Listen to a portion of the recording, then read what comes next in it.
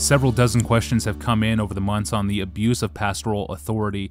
Matthias is one such listener who wrote in to ask us this: Pastor John, how do I know if my pastor is a spiritual bully? What does this look like?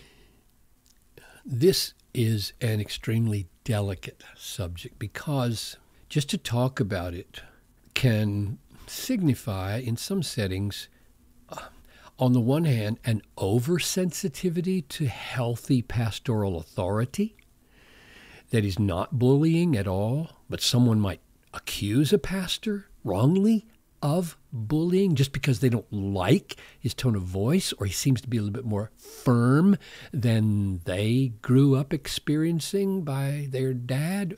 On the other hand, there are bad shepherds. The Bible makes it clear that there are.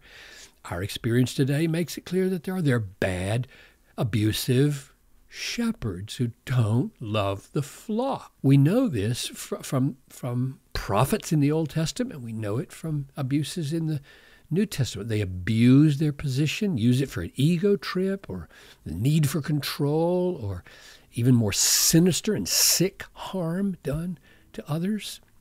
So the question is very, very important. And we can fall off the horse of truth on either side of minimizing it or maximizing it when it's not really there. So I think the best approach is to ask, where does the Bible have an equivalent to bullying? What's the biblical? I mean, the word bullying doesn't occur in the Bible, but the reality is there. The word is all over the place in the New Testament, and it might be helpful just to point out a few things that bullying is not, and see where we go from there. It's not the rightful use of authority that sometimes today we call leadership.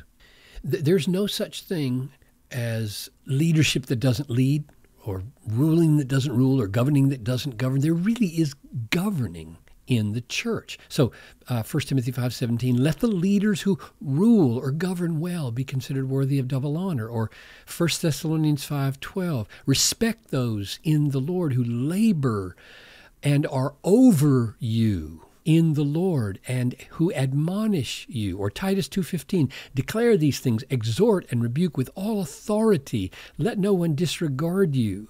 So there's a place for strong leadership, even rebukes. People don't generally like to be rebuked. Titus 1:13, therefore rebuke them sharply that they may be sound in the faith. Or 1 Timothy 5:20, for those who persist in sin, rebuke them in the presence of all, so that the rest may stand in fear. So the first thing to say is that we need a biblical, robust view of authority and leadership, and even forceful words at times, lest we accuse a pastor of bullying, when the problem may be that we didn't grow up in a family with any firmness in discipline, and therefore we're hypersensitive to any tone of voice that's different than our mother's soft exhortations. But let's do the opposite. Now let's turn to passages that describe the kinds of things that might be involved in bullying and how a pastor should not have them. So a pastor seeks to use his authority to build up, not tear down. 2 Corinthians 10:8, even if I boast a little too much of our authority, which the Lord gave me for building you up and not for tearing you down. Is authority in the church being used for tearing people down, belittling people, or is it clearly in the hands of love that is building the people up? One of the reasons you have to rebuke one person in the church is because they're hurting the sheep. They're hurting other people. And out of love and the upbuilding of the other people, you may have to get tough with a sheep herder or destroyer, or a wolf in sheep's clothing. He's patient and kind. He doesn't have a short fuse. 1 Thessalonians 5:14, we urge you, brothers, admonish the idle, encourage the faint-hearted, help the weak, be patient with them all. Is the pastor a temper problem, or is he patient with all? He's not quarrelsome, but gentle, a good teacher. That is, he explains things to win people over. He doesn't just push his ideas through because they're his ideas. He explains and tries to win people over.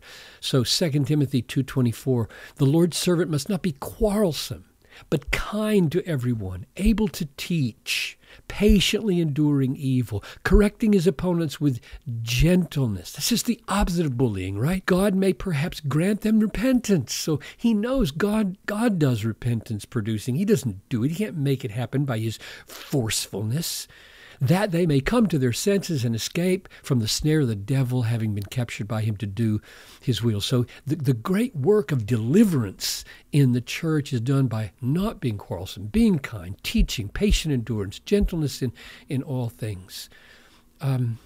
He has a joyful willingness to lead by example without domineering. 1 Peter 5, shepherd the flock of God that is among you, exercising oversight, but not under compulsion, but willingly, as God would have you, not for shameful gain. Does this pastor love money? And is he abusing people as he lines his pockets? But eagerly. Is he eager? Does he love his work in a humble, God-exalting way? Not, here's probably the closest thing to bullying. Verse 3, 1 Peter 5, not domineering over those in your charge, but being examples to the flock. Does the pastor get down and live alongside his people, giving examples to them, or is he always pompously pronouncing with a domineering sense of, I'm the big shot in this church and you guys ought to toe the line? That's bullying, and that's the opposite of what God calls his shepherds to be. He has an eagerness to heal and rescue and seek the straying. And this is one of the most indicting texts in Ezekiel 34:4, where it says to the shepherds, you have the weak you have not strengthened, the sick you have not healed, the injured you have not bound up, the strayed you have not brought back, the lost you have not sought, and with force and harshness you have ruled them. So there's a perfect description of what bullying would, loveless bullying, uncaring bullying would look like. The pastor has a desire to produce joy in the church by rejoicing with the church. 2 Corinthians 1:24. Not that we lord it over your faith. We're workers with you for your joy. There's the beautiful picture. He comes alongside his people. His whole goal is a happy church, happy in God. And he models that happiness, and he gets alongside his people in happiness.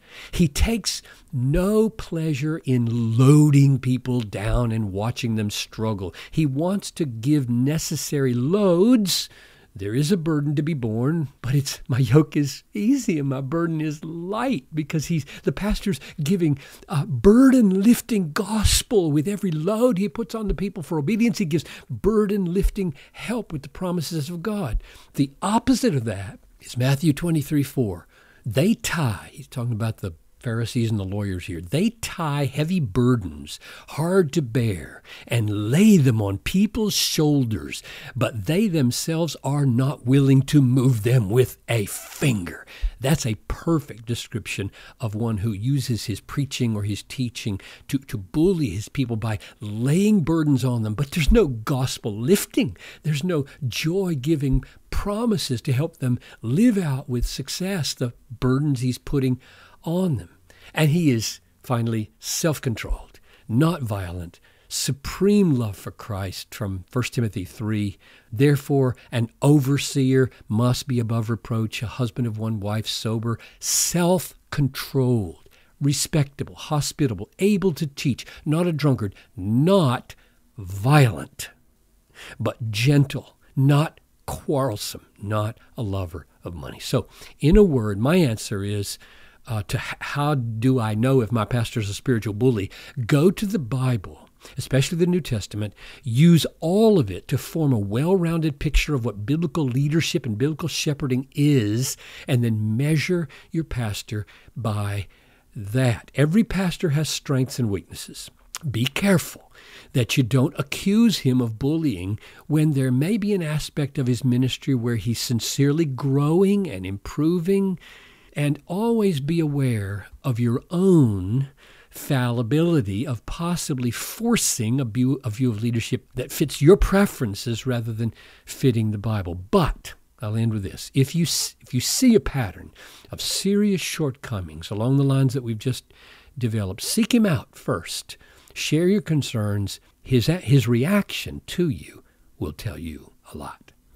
Thank you, Pastor John. And to turn the tables, we recorded an episode on the congregation's responsibility to godly leaders. That was episode number 201, titled, How Do I Obey and Submit to My Leaders? Find this episode and almost 500 others in the podcast archive, maybe most easily found in the free Ask Pastor John app for Apple and Android devices. And if you don't have the app, you can also find previous episodes at desiringgod.org. For now, at least, you go to the homepage, click on More at the top of the page, click on Interviews, click on By Series, and click on Ask Pastor John. So go to the homepage at desiringgod.org, click on More, click on Interviews, click on By Series, and click on Ask Pastor John. If you get lost, you will find something edifying at least. We're working to make the episodes easier to find on the website, and tomorrow we close out the week with a doozy, looking at religious violence in the Middle East, ISIS, and comparing it to the Old Testament. One listener asks, did God commission terrorism in the Bible? I'm your host, Tony Reinke. Thanks for listening to the Ask Pastor John podcast.